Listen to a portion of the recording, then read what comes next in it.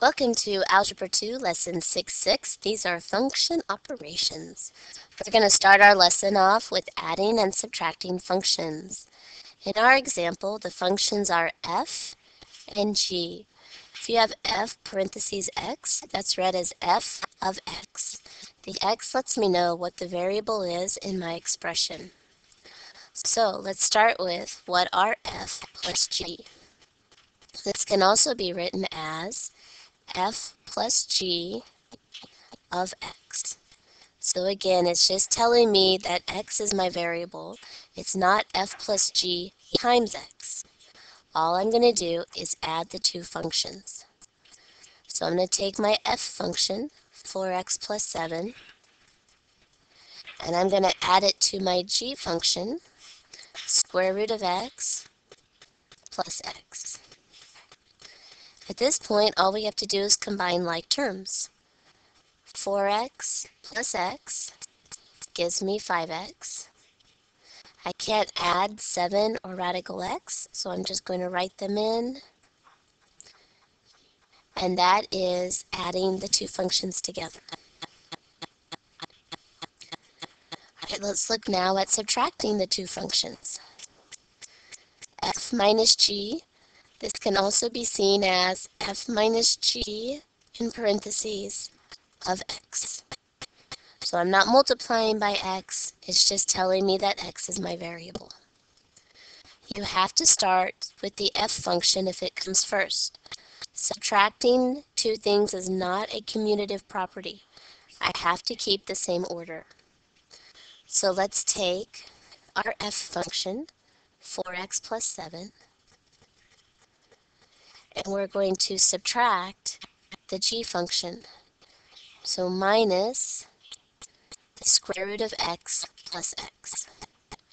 I always like to put a 1 in the front so that I remember that's a negative 1 that I need to distribute into my parentheses.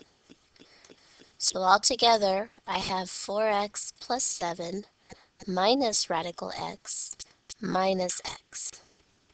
When you're subtracting both terms in that expression. 4x minus x gives me 3x. I can't combine the 7 and the radical x, so I'm simply going to write them as radical x plus 7. And that is my answer. Now let's talk a little bit about the domain. This question wants me to state what the domain is of my functions. There are two times that you're going to have a restriction on our domain. The domain, you remember, are all the x values. All real numbers that x can be. So when I do them, I try to think of what x cannot be. Sometimes it's easier to think about what something can't be than it is what x can. So our first situation is the one in our problem here. What if you have a square root of x? Well, I want to know what all real numbers is x. The only thing that would make this not real is if inside the radical is a negative number. If you have a negative inside the radical, such as negative 2, this is an imaginary number.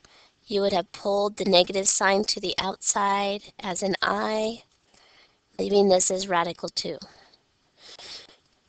If x is going to be all real numbers, then inside my radical has to be greater than or equal to 0. To solve this problem or to state my domain, I'm going to take what's inside the radical, which is x, and simply state it has to be greater than or equal to 0. The way I'm going to write my answer is the domain x is all real numbers. This line straight up and down represents the word such as. So x is all real numbers such that x has to be greater than or equal to 0. And that is the domain of my two functions. There's one other situation, which is not in this problem, but we'll go ahead and talk about it. What if you have a fraction? For example, what if I had 1 over x minus 5? And I'm asking you, what is the domain? I want all real numbers that x can be, or I want to state what x cannot be. Well, the only thing I can't have here in my denominator, it can't be 1 over 0. You cannot have 0 as your entire denominator. So in this particular situation, x can be all real numbers such that x cannot equal 5. If x is equal to 5, I'd have 5 minus 5, which is 0, and that gives me my 0 in the denominator. So in the next few problems, we're going to apply those two concepts. If you do not have a radical or a fraction, then x is not restricted. X can be all real numbers. All right, let's look at our next example. In problem number 2, they're going to ask me to multiply and divide my functions. So let's start with multiplying. This will be f times g. Again, we might see it as f times g of x. So I'm going to take my f function, 3x squared minus 11x minus 4, and multiply it with my g function, 3x plus 1.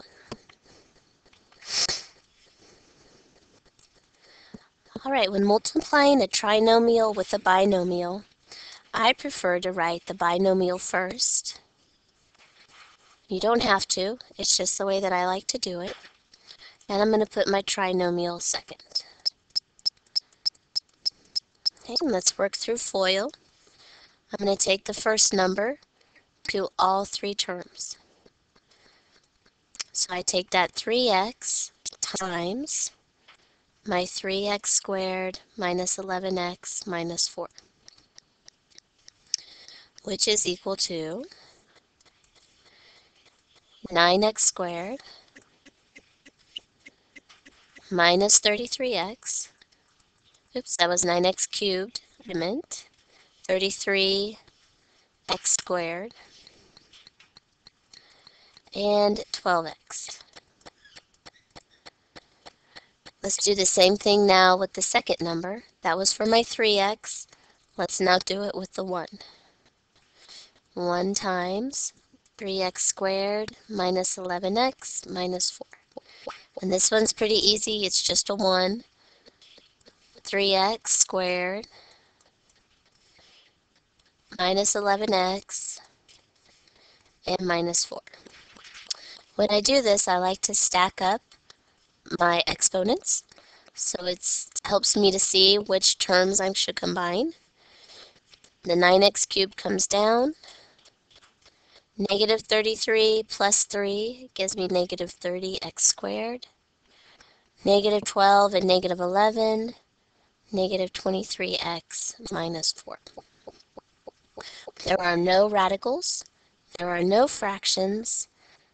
My domain is not restricted. X is equal to all real numbers. And that is my full answer.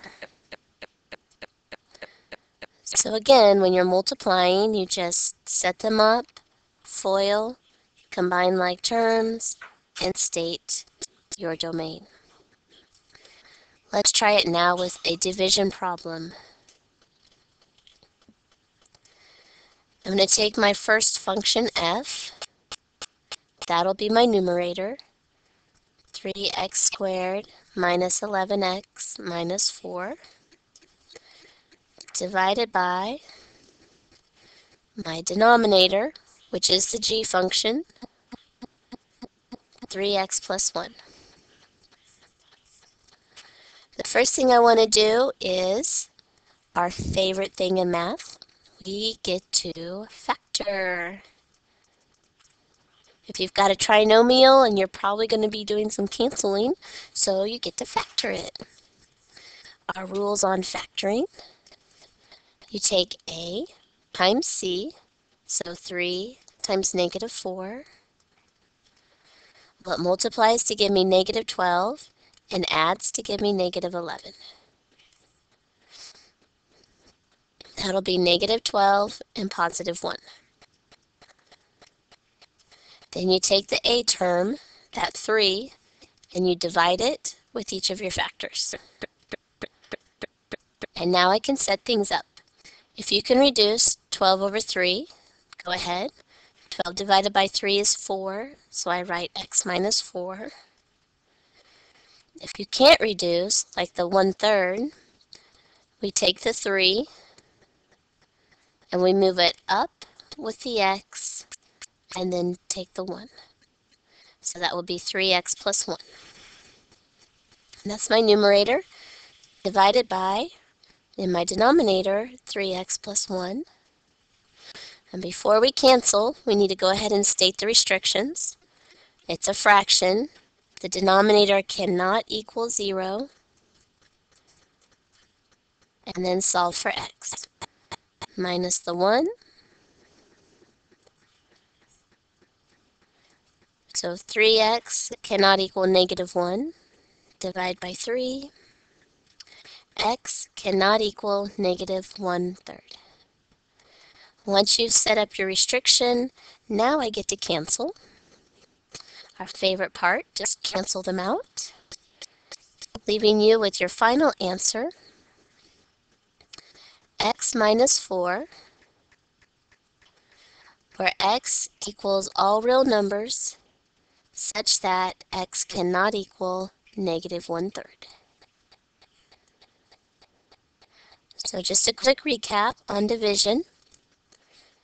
Whatever they set as your numerator, that will be your function in the numerator, and then your denominator. If it's a trinomial or something that you can factor, you get to factor. Set up your factors, determine your domain